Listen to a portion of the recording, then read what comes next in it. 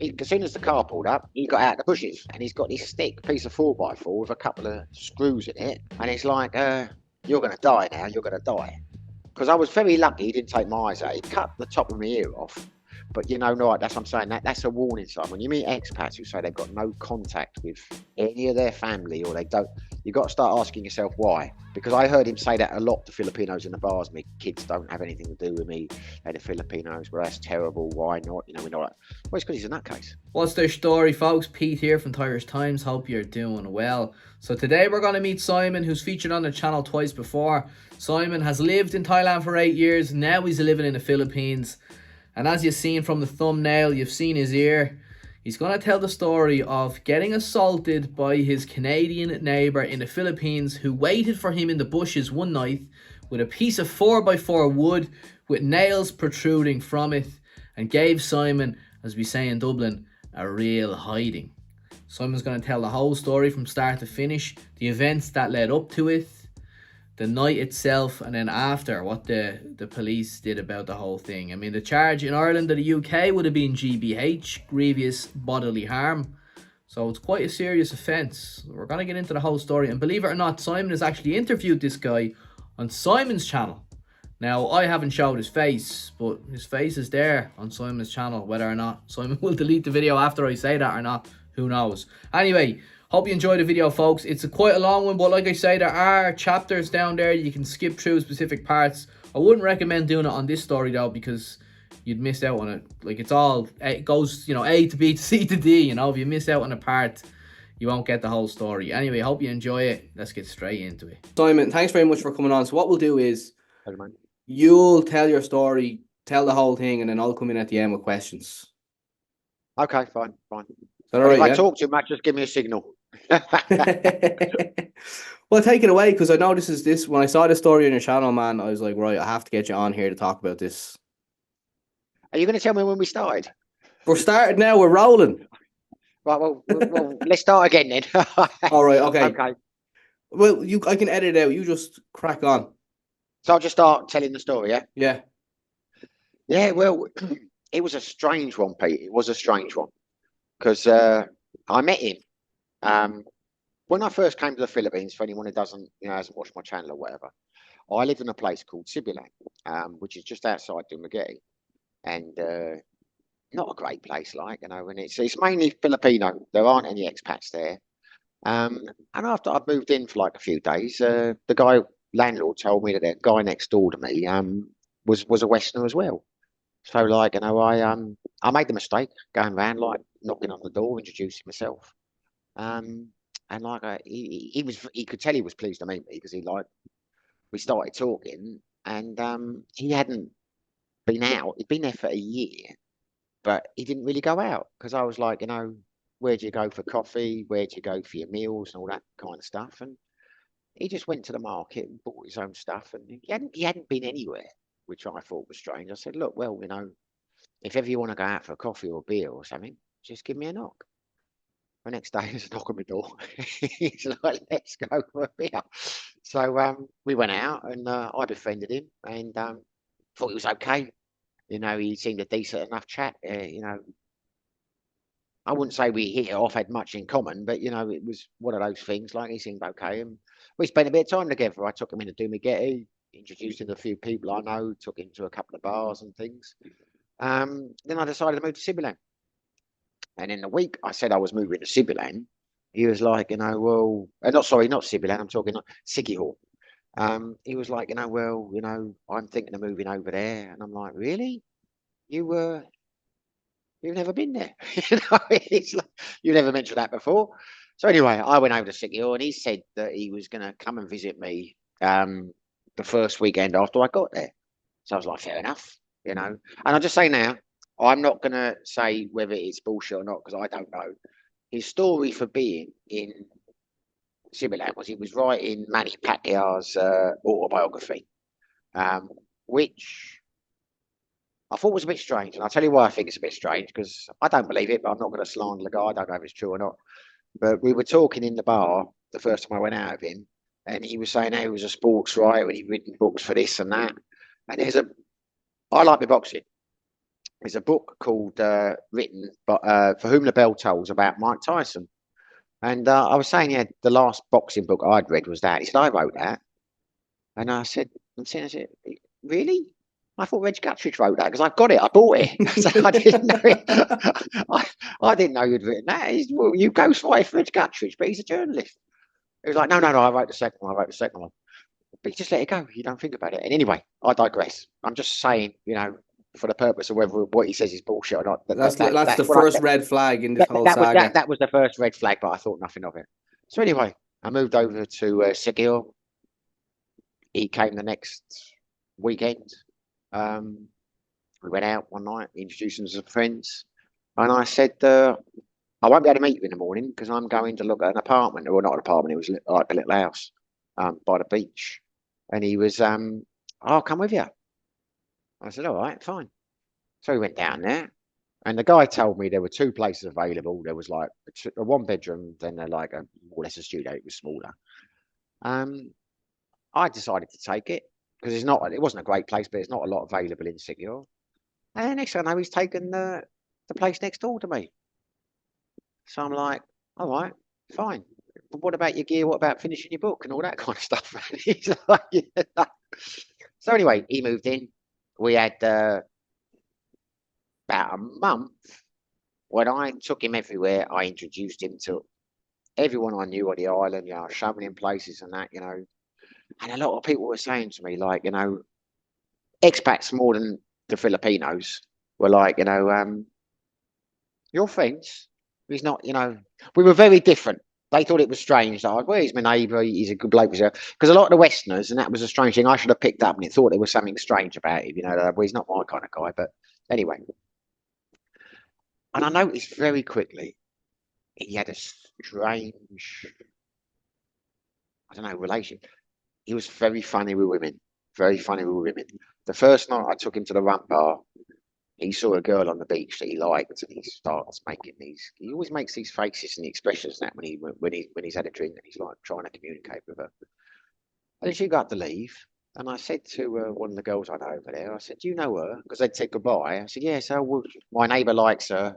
He'll go and put a word in for him." So she went and talked to her, brought her back. They talked for like a minute, and then she left. But the whole of the next day, he's like saying, I'm going to pick her up. She's at university in Simulan, but she's got a bike, so I don't have to pick her up when she comes back. She goes over every week. And I'm like, Jesus Christ, man, how the hell did you do that in 1 minute? Like, what? So you're like, how did that happen in 1 minute? It's like, that's bizarre. But the next day, he was supposed to meet her in the party JJ's. So I took him down to JJ's to meet her, and it was a really, really busy night. So you couldn't get near the stage or anything. We were basically stood in the water, unusually busy. So after about 20 minutes, I was like, I don't think we're going to find her, mate. This is no good to me. I'm not leaving till I promised her I was going to be here. That's it. But then one of my friends come over who knew her as well and said, no, she's not coming. She's in Dumaguete. And from that point onwards, all I had for the next day, he even mentioned it in the video with the next day, my girlfriend's got my girlfriend this, I can't trust that bitch and all this stuff. I'm like, mate, what are you talking about? You spoke to her for 1 minute in a bar. But you could tell when you said that to him, he got a bit funny. So anyway, did you say that to him? Did you tell him, mate, you only met her for a minute? Oh yeah, a few times. What are you talking about? Your girlfriend? He's like, this, mate, you met her for 1 minute. You spoke to her for a minute. Move on. It's not a relationship. You might meet her again. If I see her again, I'll tell her that. Anyway, how old is this guy? Either 65 or 67. 65 old enough to know better. Yeah, and I'll tell you something now, which I've not mentioned before in the videos, but I'm going to do a video on my channel in the next couple of days saying it's a warning sign. He had told me many times that he had no contact with anyone in Canada. Hadn't spoken to his kids for like 15 years. And I'm like, why is that? He said, they don't want to, I gave them all this and they don't want anything to do with me and blah, blah, blah. And you're thinking, well, that's a bit harsh. They should be in touch with you. But no, that's what I'm saying. That's a warning sign. When you meet expats who say they've got no contact with any of their family or they don't, you've got to start asking yourself why. Because I heard him say that a lot to Filipinos in the bars. Me kids don't have anything to do with me and the Filipinos. Well, that's terrible. Why not? You know, we're not. Well, it's because he's a nutcase. In my experience, that is really my experience. That is a sign that there's a problem there. So anyway, for about a month, he palled around with me. We spent time together. You know, when I'd go out, he'd generally go out. And because to be honest, he didn't have a social circle if it wasn't for me. You know, and that's why I was trying to get him established. And I was getting a bit bored of his company, to be honest. I was like, you know, craving the day where he would do his own thing. You know what I mean? But it's hard when you live next door to someone not to say, "Do you want to come out tonight?" You know what I mean? And just disappear. So anyway, we were in the rum bar one night. We're having a drink, and he starts going over the top with one of the bar staff and one of the girls who were, I don't know if you call them a waitress or whatever, the ones that go over get the drinks. And he was getting intense, you know, a bit too intense for my liking. And I thought, well, what is the best way to you know, break this up? So I without, you know, embarrassing anyone. So I just like got up, did a bit of a dance, walked over, did a bit of a dance, like, you know, kind of like said, you know, come and dance kind of thing to break up the ice. And that was it. And I turned round and about 2, 3 minutes later, and he'd gone. So I'm thinking, why has he gone without saying goodbye? That's a bit strange, but I didn't give it any more thought. But in my mind, I could tell he was pissed off. So like the next day, get up, went man, I thought I'll go and see if he's all right. Um, knocked on his door, said, "See you, all right?" He said, "Yeah, come." I kept saying bloody name. He kept come in, sit down. So I sat down. He's having his breakfast. We're talking, and then he suddenly turns around to me and says, "Don't ever do that again." I said, "What's that?" He said, "Talk to my girlfriend when I'm talking to her." And I'm like, we talking about your girlfriend?" He said, "You, my girlfriend, don't ever do that. We're friends, we're good friends, but you crossed the line." I mean, I'm paraphrasing, I can't remember the words, but it was basically along those lines. I'm like, "You don't have a girl. What were you talking about? You don't, you know," because I couldn't work out what was going on. Um, and then he says, "I'm like, shut up. I'm telling you now, you crossed the line. Either you stop doing that or we can't be friends anymore." And then he stood up as if he wanted to have a fight. And the thing, what people don't understand about this situation, he is an older guy. And I always had it in my mind. That's why I was never bothered about having a fight with him. You know what I mean? I was supremely confident, rightly or wrongly, I would win. So to me, he was too old, you know, to hit. Because I said the next day when I told some people, if he'd been my age and he'd said what he said to me, I'd have just banged him. You know what I mean? But because he was older and that, you know, so he stands up and he takes his glasses off. And I'm like, where are we going with this? I mean, what are you saying here? You want to have a fight, or you? He said, "I'm telling you now, you either respect it and don't do it again, and you stay away from her, or we can't be friends anymore, and that means we have nothing to do with each other." I said, "I tell you what, mate, let's go with the latter. We'll have nothing to do with each other. That suits me fine. You know, be lucky." And that was it. And I went back to my house. And I thought no more of it. Then that night, it was a Wednesday night. I usually go down and play pool with my friend Paul with Paul, at the place called Shells. So I went down at 8 o'clock like I usually do. I go in there. He sat there with Paul. So I'm thinking, it's a bit strange. Doesn't really know Paul. But he had been there the Wednesday before, and so that's how he knew I went there at that time. So like I come in and say hello to him, he just walks away. Paul can tell there's something going on, like, you know, in terms of the thing or whatever. So Paul says, "Do you want to go with Paul?" So yeah, all right, we'll have a game with Paul. He sits, watches us for a minute, and he says, I'm going. I'm going. I'm tired. I need to go to bed." Says goodbye. I said, "Goodbye, mate." Just blanks me. So we had a couple of games of pool. I told Paul what happened. He says, "That's a bit strange. That's a bit strange." So anyway, thought no more of it. But Paul said, "I'm going to go back and have a shower. Um, I'll be back in half an hour," because he hadn't changed during the day. Because they have a techno party which goes on quite late there, so he was going to come back for the party.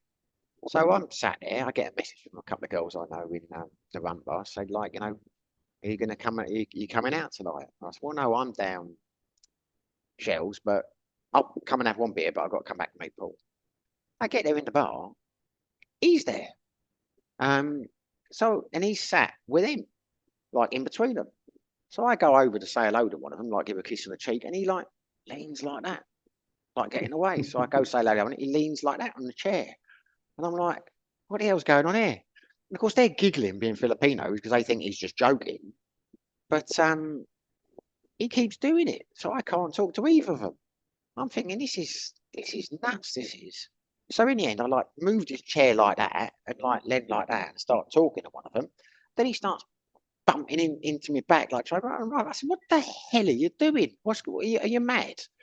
And he's like, "Don't." And he starts like being abusive. So I said to the girl, I said, "Look, I cannot be doing this. This is embarrassing. I'm going to backseat Paul. See you again. Like see you Friday. We'll go to JJ's." So I left. Went back to play pool with Paul.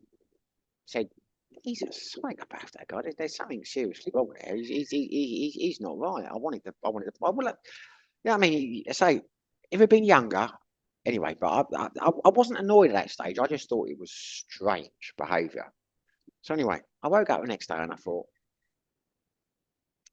this could potentially be a problem in the sense that the last thing I want to do as an expat is cause problems with Filipinos in bars and that, because you could tell people were embarrassed. They didn't really know what was going on. So I thought, and I had at that stage decided that there were a lot of places to go on the island. I'd already thought for a couple of weeks I should be trying other places because I always go to the same bars on the same night. So I thought, right, well, if he's going to be nuts, I will just go to some other places for a little while, let him either calm down or whatever, but or go back or do whatever he's going to do.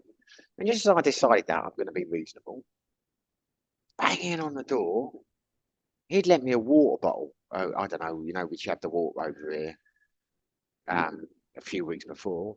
So I want my water bottle back, you mother. And he's like, I'm not like, what the fuck's wrong with you? He's like, I want my water bottle back. Give me my bottle. I said, it's full of water. So he's like, well, I want it now. I don't care. Pour it down the sink. I said, I'm pouring anything down the sink, mate. If you want it, 15 pesos. Yeah. So he goes off effing and blinding. So I got this thing. And this is the thing. These water bottles weigh about 20 kilos, I think they are. Put it on the floor. He couldn't even lift the bloody thing up. And that's what I'm saying. That's why I didn't want to have a row with him, in terms of because it didn't seem. But he took the water bottle back.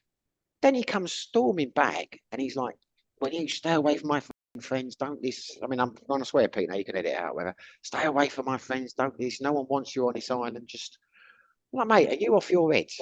What are you talking about? And he's like, I said, look, Jess.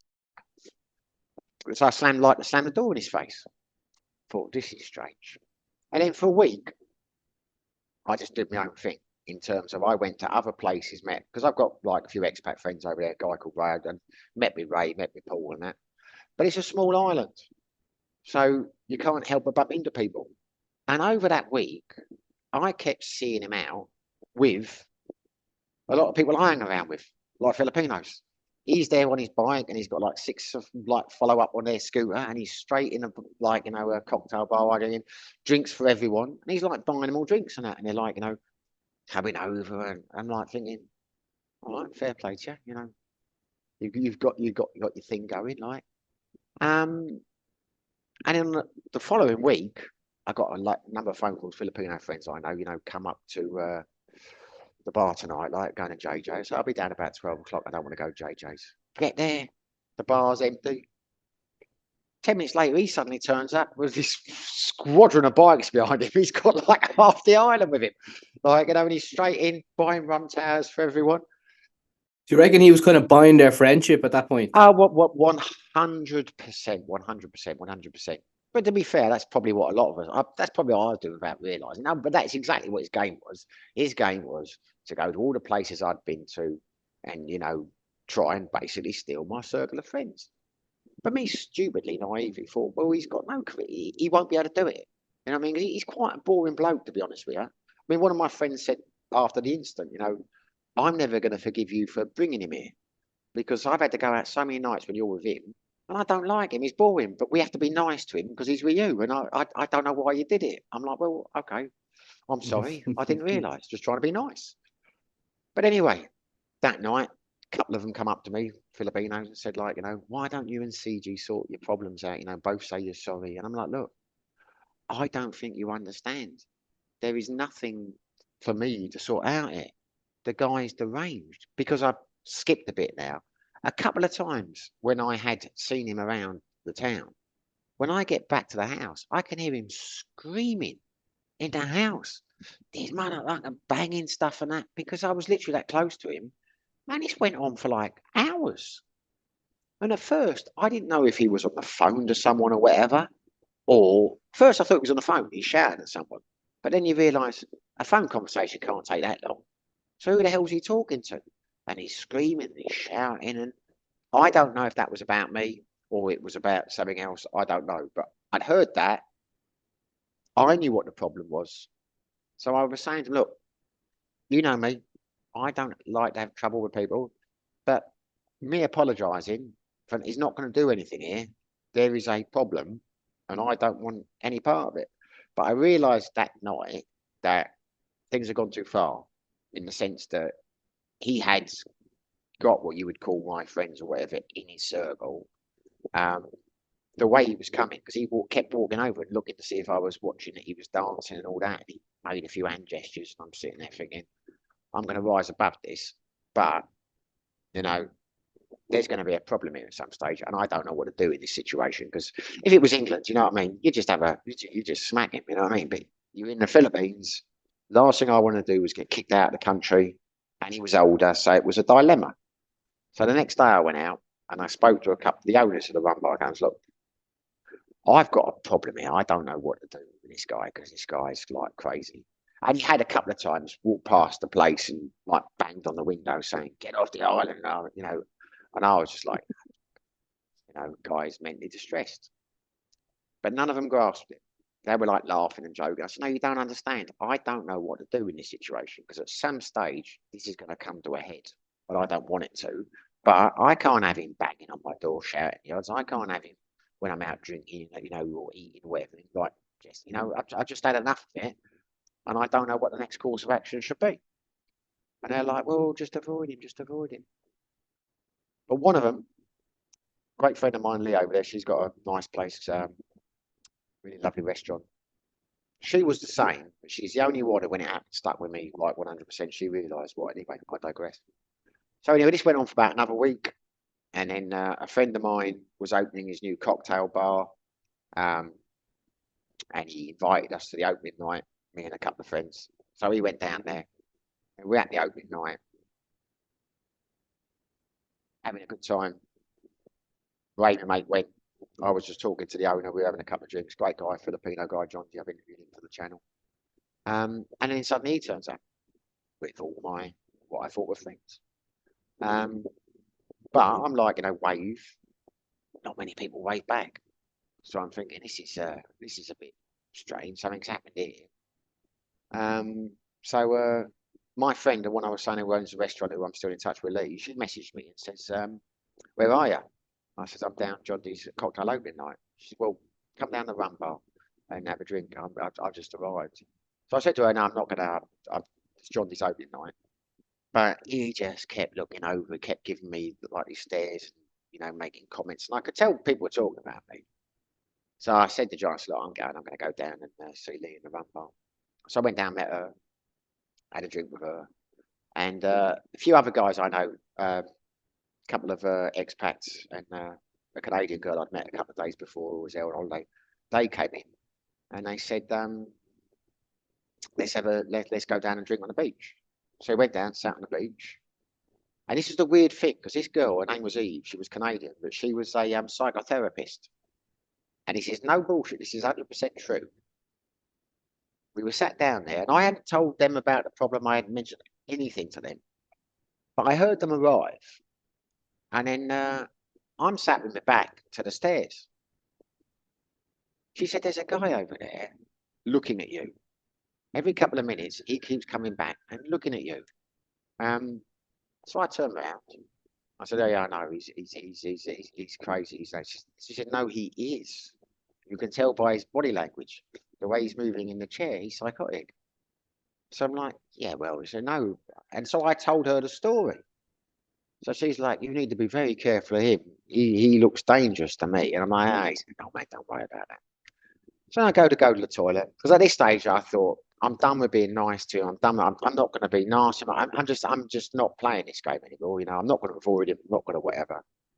I go to the toilet. He's jumps in front of me. Then loser, because there's like music going on the thing, and I'm like, no, yeah, all right. So I just went to the toilet. And I came back again, sat down. I told him what happened. Didn't think any more of it. But half an hour later, the seal was open. I thought, I need to go again. So I walk up. The same thing happens. As soon as he sees me, he dances in front of me. He says, like, you're a loser. So I was like, all right. Came out and said to him, like, that was your second. Do that again, you're going to get a reaction. Went down, sat on the bar, and said to him, like, you know, I've just about had it with this guy. I've had it with so they said, well, just don't go up there again. I said, well, I've got to go up there again. I'm not going to go and piss in the sea, am I? Like, there's people over there. So about half an hour, 40 minutes left. Went to have a pee again. He jumps out. I said, look, I've warned you. Just stay away from me. I'm telling you, last time, stay away from me. Went in, and he'd been kind of going like that, like moving, but not moving fast or anything like that. So I come out the toilet, and then he like darts at me. So then I was like, it's a loser. So I just nutted him. Because to be fair, I was pissed off, but I also thought the way he moved, he was like coming at me. So I nutted him. And of course, he goes flying backwards. And a load of Filipinos stand up and all things like getting away and like, oh, what's happening? What's happening? I said, look, just keep him away from me. I'm telling you now, just keep him away from me. And I go down, sat with my friends, and then a couple of the bar staff come over and all that, and oh, you know, what's happened? Blah, blah, blah. I said, look, you know, I've been warning you about this for 2 weeks. Told you it's going to happen. And they're like, I said, I'm going nowhere. I'm staying here. I'm with him. I don't care. He deserved it. You know, I'm not playing this game anymore. I've told you something like this was going to happen. He has pushed me into it. And Lee, the girl I know, the woman I know who's got the bar over there, the bar staff can verify that. The two girls were behind the bar. They said every time he goes to the toilet, he's calling him loser. Because all these people saying, well, why did Simon do it? Well, anyway, I did it. Probably shouldn't have done, but that's just what happened. So anyway, I thought no more about it. Thought, you know, that's it. You know, I'm done with him. Done with him. About 2 hours later, mate of mine, Robert, gave me a lift home, and I'm glad Robert gave me a lift home because I had a witness then.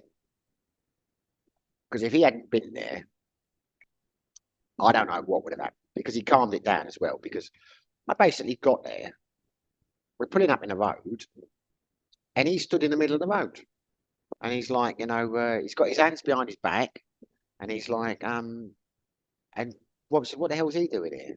And I said, I don't know. I'm going to go and talk to him. I've had it with this. You know, I've had enough of this. This is outside your home where you both live. Yeah. He was waiting in the road. As soon as the car pulled up, he got out of the bushes, and he's like that. And as soon as I come to walk towards him, he goes like that, and he's got this stick, piece of 4x4 with a couple of screws in it, and he's like, "You're going to die now. You're going to die." I was like, "Look, I don't know what your problem is, but I've had enough of this." And bear in mind, I had a few drinks, so I wasn't as quick as I might have been usually. Before I even said anything, he smashed me around the head with a stick, and I think he hit me 2 or 3 times. But I was a bit dazed by the first couple of shots. Didn't really know what was happening. And he tried to do it again, but then he spring into action. You know what I mean. And it had 2 spikes in it, 2 nails. Because I was very lucky he didn't take my eyes out. He cut the top of my ear off. But once I knew what was happening, I used to box in my boxing, so I was like coming up like that, you know, to get to him. So I got a couple of scars I got a couple of cuts on my arms, but he couldn't get me on the head again. And then he was over very quickly. He hit me with 3 shots with a stick. As soon as I realised what was going on, I just went into him, got the stick off him. He went onto the ground. I started hitting him. And he's like, oh, get off, go. And Robert came running over and he was like, pulled me back. And he just gets up and runs back to the house. And for a second, I went to go after him. But Robert's like, no, leave it. Just leave it. Let it go. Let it go. I didn't realise at that stage he'd taken the top of my ear off, you know, because I couldn't feel anything. You know, when you're drunk, you don't feel it. I just felt a bit dizzy when it hit me. So he goes running out.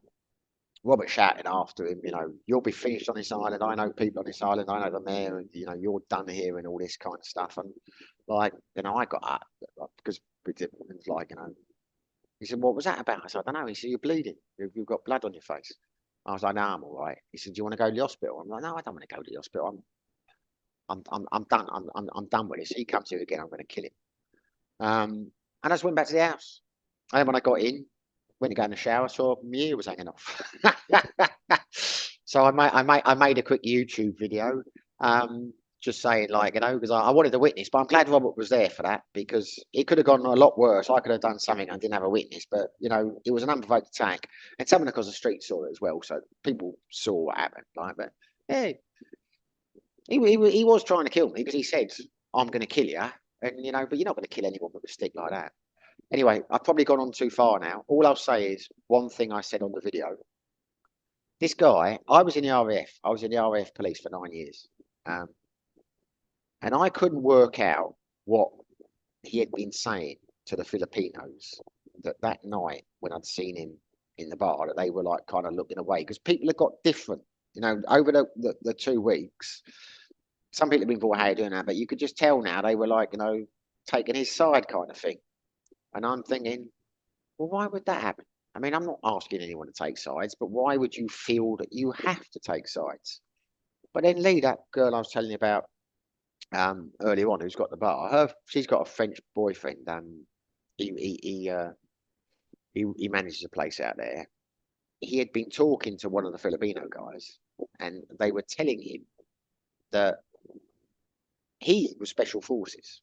And that was the weird thing, because I interviewed him for the channel, never mentioned the armed forces, was never in the armed forces, but suddenly, within a week of being there, he'd been in the Canadian military for like 3 years. I think he was in the army. The next thing you know, he'd been in Afghanistan in 1996. And he was fighting. And when people say stuff like that, I just let it go. I find it funny. But my mate Paul, he Googled it and said, "What are you talking about? There was no Canadians in Afghanistan in 1996." And he's like, "Oh, well, it's classified." You're like, "Oh, right, okay." But by the end of it, he's a colonel in the special forces. And the reason I had the fight with him was because he had exposed me for stolen valor. I'd never been in the military. He was special forces, and you know, So he was twisting it back on you, basically, saying that you were yeah, lying about about being in yeah, the RAF my police. whole life was probably, I don't know what else you're saying. Yeah, basically he was saying that I was a liar and he was the real deal. The reason I mention this now is I'm pretty sure someone who was a colonel in the special forces would be able to take out a 52-year-old drunk man. Anyone that's watching this is going to be thinking, okay, this guy assaulted you, he took the top of your ear off. It was premeditated. He was waiting there for you to come home. I mean, that is, you know, it's attempted murder, really, isn't it? Or assault. You know, he was waiting there, grievous bodily harm at least. But the fact that he was waiting there, It would be GBH in the UK, yeah, definitely. yeah. Definitely. So, okay, so were the police involved? Did you go to the cops about all this? And I'm saying this honestly, what pissed me off about the whole thing, I mean, I've had fights before in the past, you know what I mean? And I come from, I'm not going to give it the old East London thing. It's not really something to do, you know what I mean? And it was not something that was in my nature to do. And I wasn't really bothered about what had happened. You know, next day I had my ear stitched back on. It didn't really, had really annoyed me was the fact that people I thought were Filipino friends and that who I'd known for months and spent a lot of time with. We're not talking people, you know, just have a drink here. We'd gone to parties, we'd gone to stayed at people's, you know what I mean? I thought we were friends. And that really annoyed me the way they'd been. And that they had believed his bullshit. So I was like, you know, let it go. I'm done with this island. I'm done with this place. If they want him, that sounds childish now, but if that's what they want, you know, they can have him. He can have this place. And my girlfriend was in Dumagetti. I was missing her, you know. So I'd been thinking for a few months about going back anyway. So I was like, nah, I am putting this whole thing behind me. I will leave in the next few weeks when the month's up, I'm done with the island. But the next day I went out for dinner, because I'd put the YouTube video on, which actually, not sorry, YouTube, Facebook, that a couple of Filipinos had shared that. So I was quite famous on the island in terms of what had happened. So I went out that night and I'm going to a bar called the White Sands, and the owner comes over to me straight away. We heard what happened, blah. He's barred from here. He's not coming in here. We don't want anything to do with him. You okay? I mean, I'm fine. Don't worry about it. So I had his ear stitched on, but they're like, well, you've got to press charges. And that was the thing that touched me about the old incident. I have never been anyone who really mixes with expats. I have always been someone who, if I'm in the Thailand, I mix with Thais. If I'm in the Philippines, I mix with Filipinos. There were a hell of a lot of expats who I had never met or had only seen briefly, didn't eat in their restaurants, didn't drink in their bars. They were straight away, this is ridiculous. We want him off the island. You need to make a police report, this and that. He can't come to our place. We're banning it. And after a couple of days of people constantly saying to me and my mate Robert, you've got to report this. He could do it to someone else. I was like, oh, I'll report it. It's because if you report it, he will get kicked off the island. He'll get arrested. He'll get taken away. And I don't really want that. I don't care what happens to him. But I met this American guy who's got a resort out there, and he knew the chief of police. And he said they want to speak to him. So anyway, because it was the Easter holiday, the Friday, everyone said it's better to go on the Tuesday after, Easter Monday. What do they call it? Easter Monday. So I didn't do anything for like 5 days. Then on the Monday, Tuesday, Lee, my Filipino friend, and American guy, they took me up to the police station to make a complaint. So I made a statement. It's 3 pages long. The police are like, oh, we're really shocked by this. This is bad. This shouldn't happen. They started watching the YouTube. They seemed very concerned. Showed them the. Were they watching a YouTube channel?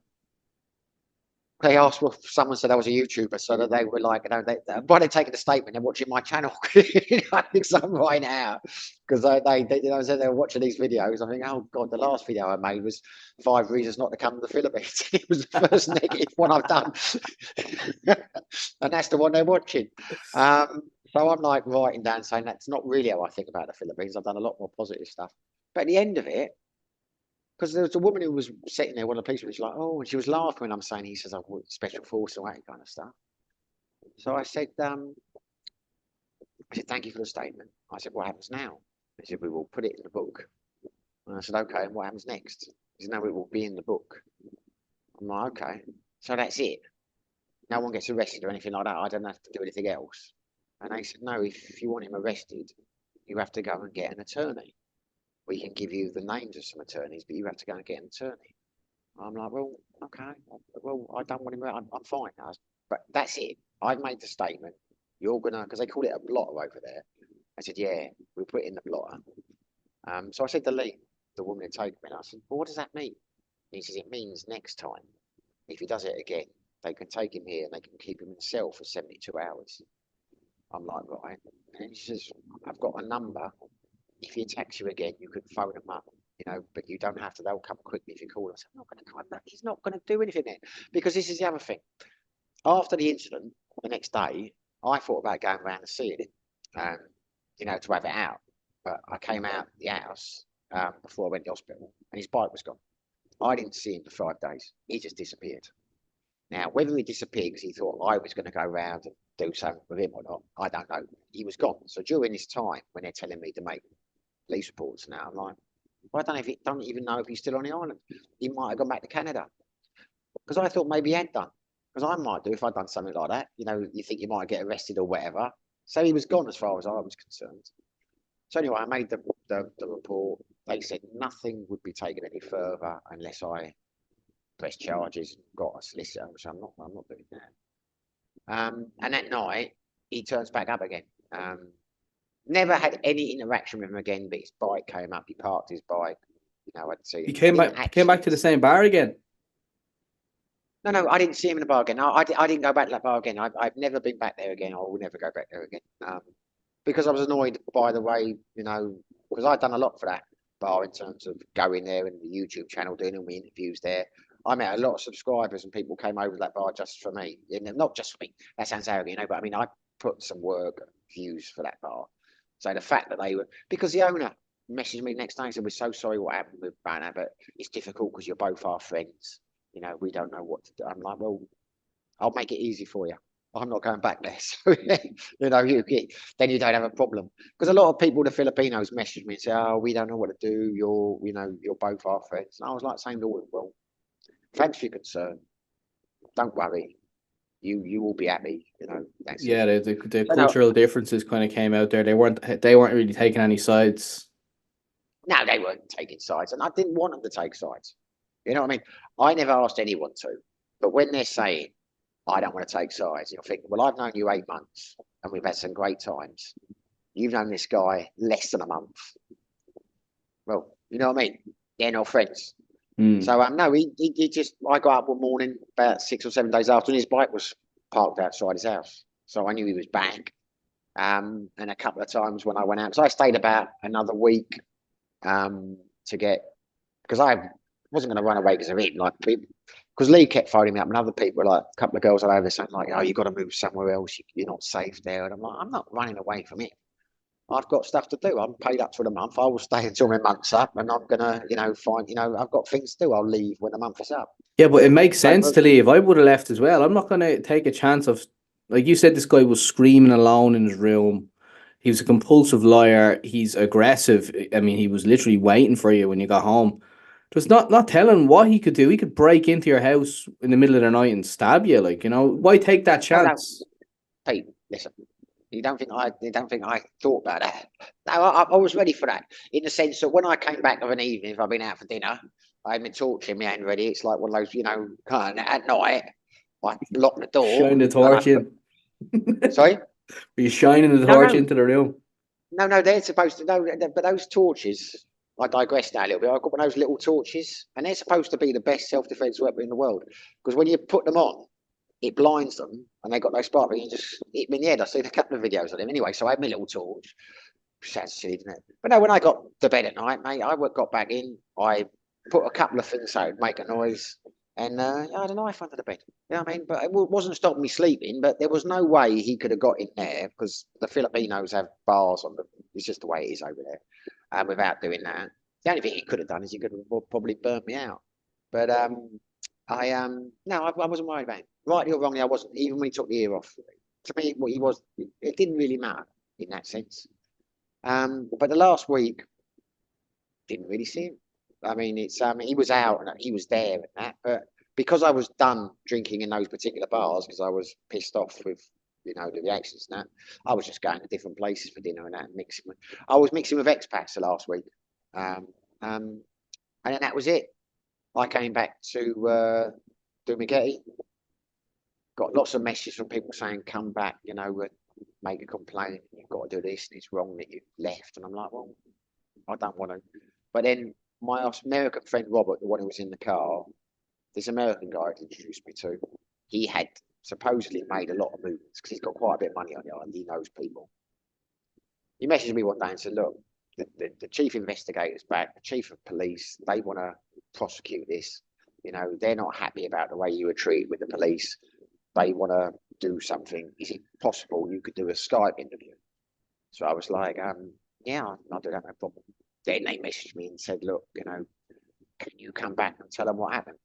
Because they want to take action." And I said, "Not really."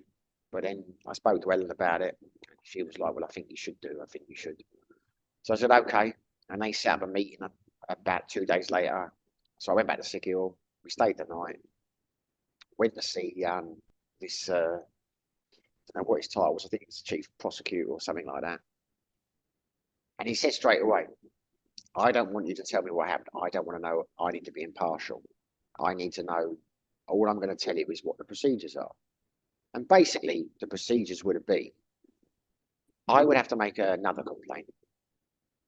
Then they would investigate it. Then they would ask him for his response, which he had like 10 days or something to respond to. If they didn't, they would arrest him. If he did, I then have to go back and make another statement in response to his statement. Then, if they decided to prosecute, it would go to court. And if it went to court, I would have to come back again, and then I would have to give evidence. And I'm like, I don't know where I'm going to be in, I'm not going to let this gentleman screw up my movements, for the next 6 months, because I didn't know at that stage I was going to stay in Dibligeti for a year. But I'm thinking this could get, and the thing that really bothered me is I had headbutted him in the bar. So I'm thinking, what if he makes a counter complaint? What if I then, because I don't know what he's going to say. The guy is a pathological liar. He's writing books for this, he's doing that. God knows what in those 5 days when he disappeared, what story he has made up or whatever. I can just see this getting messy. So, and to be fair, the way the chief prosecutor was explaining it, he was trying to make it sound difficult. I think he had to do it, but he was like, and you might do this, and we might call you back here, and you might not be able to go back. And I'm thinking, you're trying to make this as untempting as possible. So I said to him, well, what do you suggest? And he said, well, I won't press charges then. But then he's like, well, tell me the story. So I told him the story. He said, well, you've got a very good case. You've got a very good case. But it will take a long time, and it will require a lot of commitment on your part. And I was like, well, I'm sorry, but no, I just can't be done with it. I just want to forget it. And what's this guy doing now? Is he still on that island? I've no idea. I've got no idea. Probably not. I mean, got to remember the guy's a pathological liar.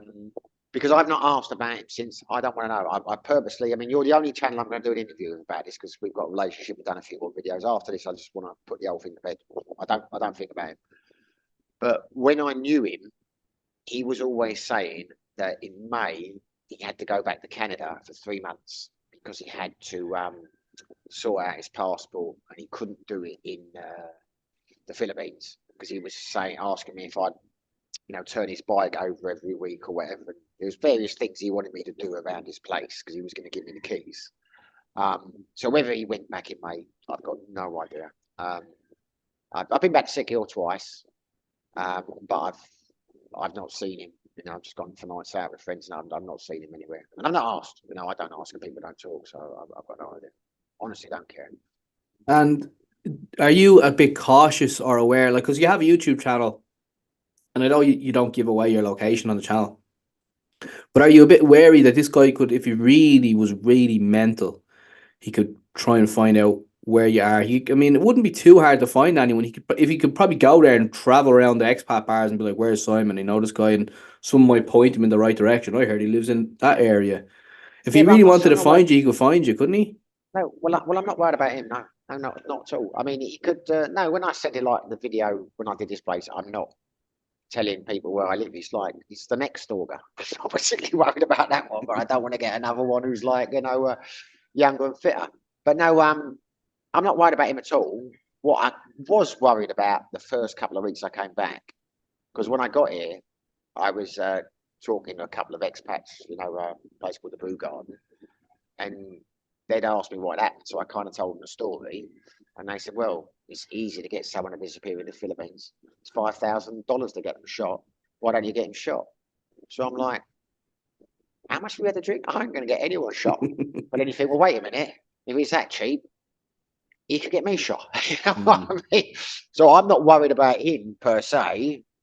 I was for the first few weeks thinking, is he nutty enough to get a contract put out? You know what I mean? To pay someone to do that. And I knew a couple of guys Filipino guys over in City who spent a bit of time in prison. I'm thinking, would they do that if they were given the money? But no, I don't think about it anymore, mate. Rightly or wrongly, I'm like, we agreed to do this interview a few weeks ago. I've not thought. I don't think about it anymore. In hindsight, when you look back, right, there were a lot of red flags. The Manny Pacquiao thing, ghostwriting that famous boxing novel, the fact the military service, that he was a colonel in the SAS, and these are all these massive red flags. The first one is probably the Manny Pacquiao thing. Like if someone said, "I'm writing Manny Pacquiao's autobiography," and I'm a big boxing fan as well, I'd be all over that. You're meeting Manny Pacquiao, can I come over with you?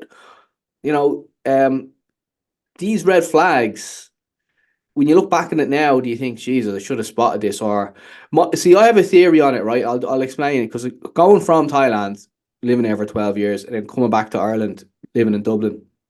When I'm back here, like I kind of fall back in with your old mates again. You got your circle from before, lads you grew up with. So you all know each other, similar cultures. You don't need to make new friends per se. But when you're abroad, Yeah. you meet new people, and sometimes you befriend people that you wouldn't necessarily befriend in your home country, simply because there's not a lot of choice with expats when you're abroad. You're limited to your choice of friends. That happened to me. I was friends with one or two people in Bangkok that I would never be friends with here. And it's only when I come back here, I realized that.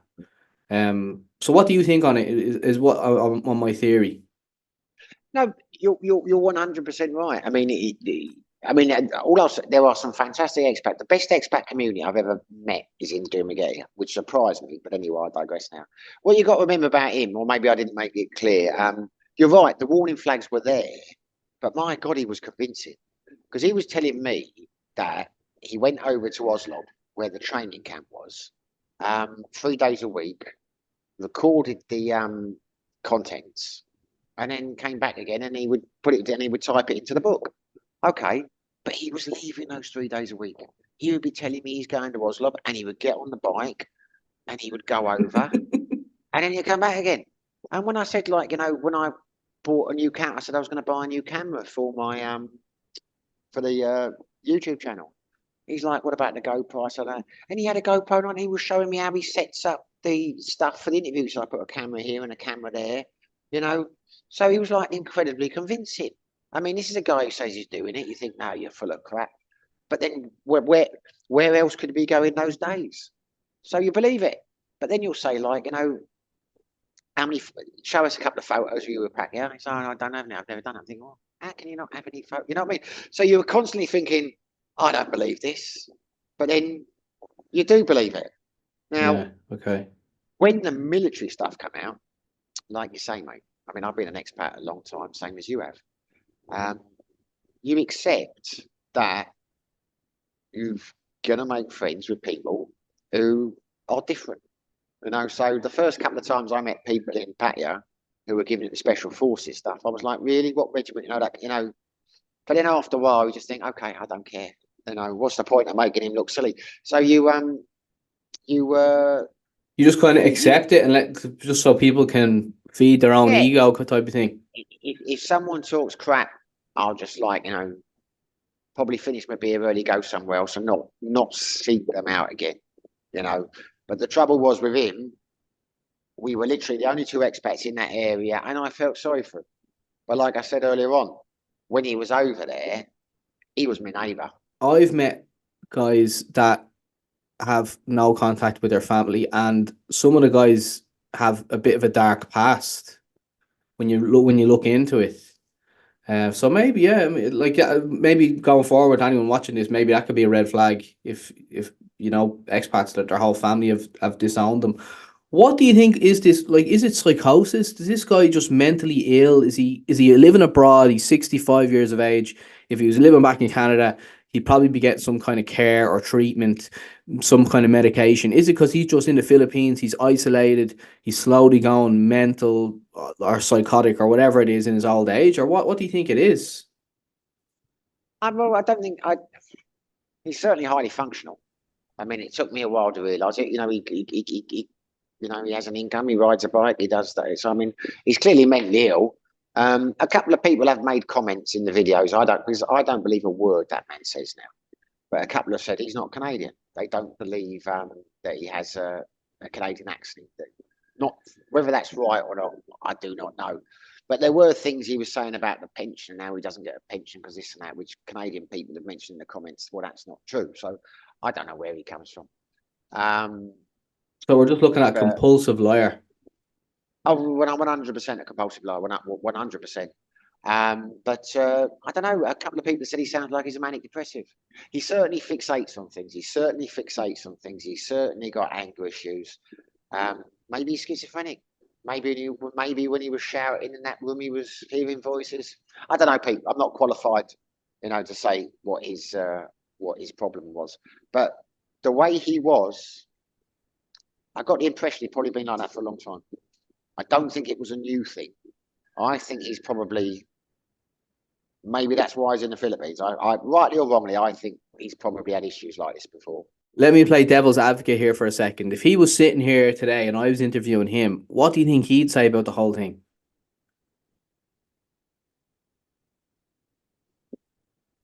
Well, I think in his mind, he would probably tell you that I had tried to steal his girlfriend, or I think he perceived me as doing it right. I think he thought I tried to steal his woman, wife, girlfriend, or whatever. So he probably still believes that. And just He to may clarify, well the girlfriend was the person he met for 1 minute, and the lady, the waitress in the bar. Yeah, I'm talking about two girls he was talking to in a bar. Nothing Yeah. to do with him. He would always try and, because there's one of the ones that were quite a pretty girl, I know her quite well. Not spoke with her for a few months though. He would always be making passes at her, trying to like get a drink because she'd always be like, you know, moving away. And this particular day he was like trying to, so yeah, but there's nothing there. They don't know each other, you know what I mean? It's like she wouldn't touch him in a million years. So in his mind, it's probably that. Probably in his mind, he resents the fact that I was in the forces and he wasn't. Because you could tell the more we told the stories, the more he was believing them. And there were a couple of times, because he said one day in the bar, he was on about, I said I'd hurt my leg once in a jump, and he said he doesn't know how to jump right. And I wasn't even talking about a parachute jump. I was like, so I said, what do you mean? I don't know. Because I could hear him saying he's Filipino, doesn't know how to land right. And I'm like, so you're a parachute, right, CG? I said, how many jumps you done? He said 400. I was like, how long were you in the Air Force for? I thought you were in the army. So I was in the army, but I was paratrooper. And I can't remember what it was. It was 2 years or something like that. Like 400 jumps. That's impossible. No one's done it. That would be like a jump. Now, who the hell does that? You know, you could be in the paras for there, or like, it might do 80 jumps. I mean, it's not something you do every other day. So stuff like that, when I'm like, yeah, mate, you serious? I think that probably pissed him off. Yeah, so in his mind, he'd probably say, can't trust me, try to steal his girlfriend, I'm guilty of fake valor, and I'm sure he would have a different version of the fight. I'm sure in his mind, he was going to kill me, but he decided to let me live, and then I don't know. I've got no idea what he would say, mate.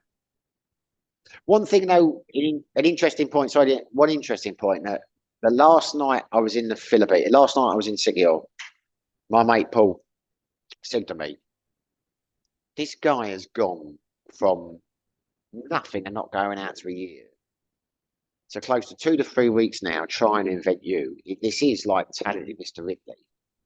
If you go, what does he do next? Does he continue trying to be you? Because he won't be able to. I'm not saying that, I'm just saying that's what he was saying. Or does he go back to being a recluse? Or does he copy someone else? And it would have been the easy answer for the Filipino police just to deport both of you, save them doing a lot of work. They could just be like, okay, these two guys had a fight. He headbutted him in a bar. This guy waited outside his house or whatever, hit him with a stick or a piece of wood 4x4. Okay, both of them have done. Okay, we'll throw both of them out. Yeah, well, that's what my thought process was, big time. But I've learned since then, if I could do it again, I'd probably just gone around the house and banged him. Because one of the expats I know over there has been in the Philippines 30 years. He was like, when he knew I was going, he said, right, we'll all go around the house and we'll just knock the shit out of him. I said, mate, I don't need your help with that, but I don't want to get in trouble. He said, you don't get in trouble for that. They don't care over here. Expats can kill themselves. It's only if you touch a Filipino. He said, they wouldn't care.